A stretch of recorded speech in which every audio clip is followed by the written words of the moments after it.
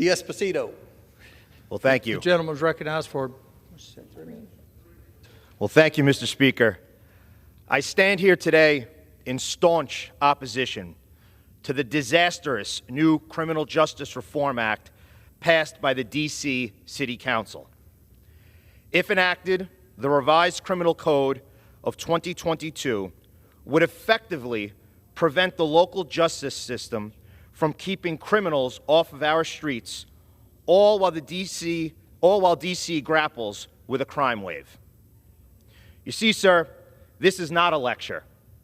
As a matter of fact, I spent a career wearing proudly the uniform. I've stood the line between good and evil. I've interrogated criminals. I've consoled victims.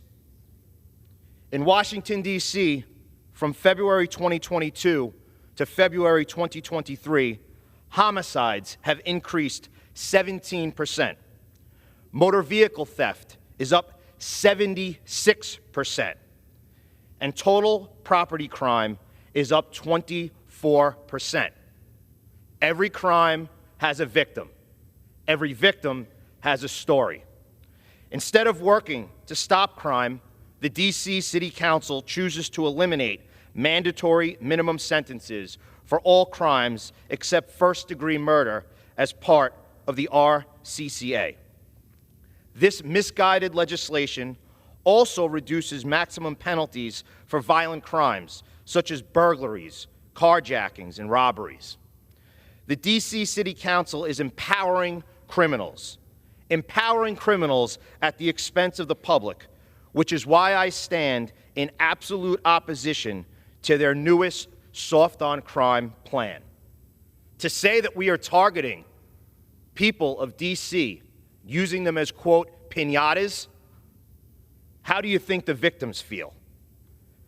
Sadly, this pro-criminal agenda has found its way into many other American cities and states, including my home state of New York. In fact, the D.C. law mirrors New York State's disastrous cashless bail laws implemented by New York State Democrats. Cashless bail allows criminals to commit crimes and be back out on the streets in record time to commit more crimes and wreak havoc on more victims. We have seen it recently in my own district, where illegal immigrants robbed a store, were released without bail, and failed to report to their court date afterwards. This progressive playbook on justice reform endangers the public, treats criminals with kid gloves, and poses a serious risk to the future of American cities and, most importantly, our nation's capital.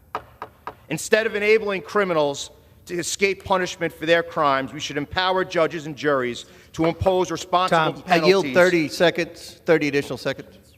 Thank you. Gentleman's recognized. For crimes committed. We owe it to the people of Washington, D.C. We owe it to the people of the United States of America who live in fear of crime to fight criminals instead of working to protect them. We must stop the revised Criminal Code Act of 2022 from becoming law. Mr. Speaker, I yield back my time.